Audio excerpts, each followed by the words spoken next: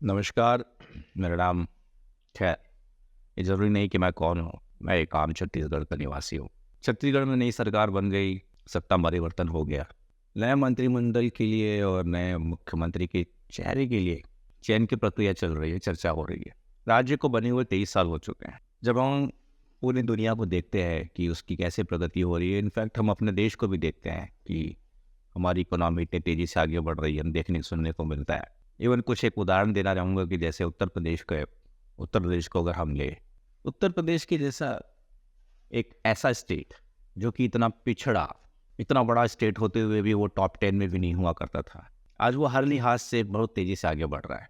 कारण स्पष्ट है, नेतृत्व में परिवर्तन हुआ, उनको लीडर एक ऐसा मिला जो डायनामिक डिसीजन ले सकता है। अभी 3-4 दिन पहले, हफ्ते भर पहले ही मैं सुन रहा था कि वो ऐसा विज़न दे रहे हैं अपने यहाँ पर, योगी जी एक ऐसा विज़न दे रहे हैं कि वो उत्तर प्रदेश को $1 ट्रिलियन की इकोनॉमी बनाना चाहते हैं। भारत की इस वक्त 4 ट्रिलियन है और वो अकेले उत्तर प्रदेश को $1 ट्रिलियन की इकोनॉमी बनाना चाहते हैं। ये कैसे होगा, कितना होगा, हो पाएगा या नहीं हो पाएगा, ये इंपॉर्टेंट नहीं है। ज़रूरी ये है कि वो एक ऐसा विज़न लेकर आए। उसके ऊपर काम भी हो रहा है, काफ़ी सारे वहाँ पे इन्वेस्टमेंट हो रहे हैं। तो इस तरह की चीज़ें हम दुनिया में देख रहे हैं। भारत के दूसरे स्टेट के लोग हमारे यहाँ पर आते हैं, रायपुर में आते हैं, छत्तीसगढ़ में आते हैं, वो हमारे स्टेट को देखते हैं। उनके कुछ कमेंट्स होते हैं जो अच्छे नहीं लगते।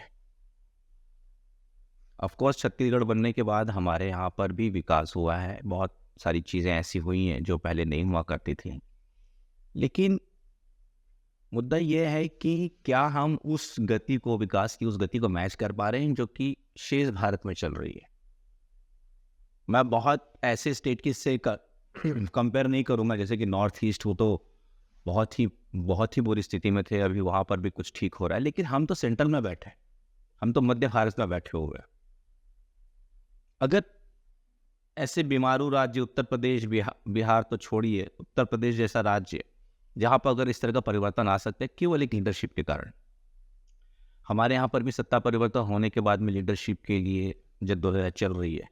मैं प्रधानमंत्री और केंद्रीय नेतृत्व से ये रिक्वेस्ट करूंगा कि हमें भी एक ऐसा नेता दीजिए जिसकी सोच विकासवादी हो, जिस पर स्पष्ट रूप से ये उसकी बातों से ये बात झलक सके, उसका व्यक्तित्व ऐसा हो कि जहाँ पर स्पष्ट रूप से हमें ये समझ में आए कि हाँ, इसका विजन है। उसकी बॉडी लैंग्वेज, उसकी बातें ऐसी हो जिससे कि स्पष्ट, ढीला ढाला सा ना हो। बहुत देख लिया सर, विकास की गति जो भी रही है लेकिन बहुत धीमी रही है। पिछले 5 साल की तो अब मैं कंपेयर करूंगा तो हम तो ऐसा लग रहा था कि वहीं के वहीं ठहर से ही गए थे। तो नेतृत्व से मेरा, केंद्रीय नेतृत्व से यही मेरा रिक्वेस्ट है, कृपा करके हमें इस धीमी गति से मुक्ति दिलाएं। प्रधानमंत्री जी और केंद्रीय नेतृत्व से रिक्वेस्ट है कि ऐसा नेता दीजिए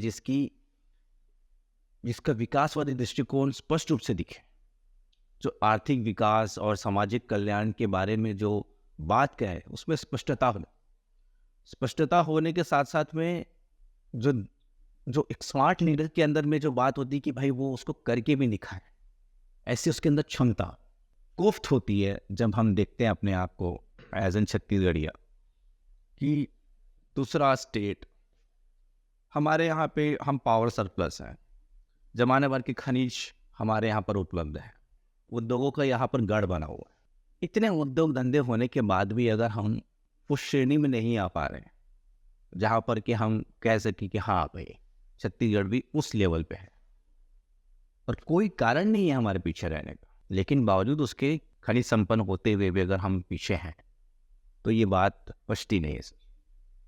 तो कृपा करके दया दृष्टि करे, ऐसा लीडर हमें दे, भले कठिन निर्णय ले लेकिन करके दिखाए। इतनी बात कह के अपनी बात को विराम देना चाहूँगा सर। उम्मीद है कि मैं अपने बातों को कन्वे कर पा रहा हूँ आपसे। कृपया इसमें ध्यान दें। धन्यवाद।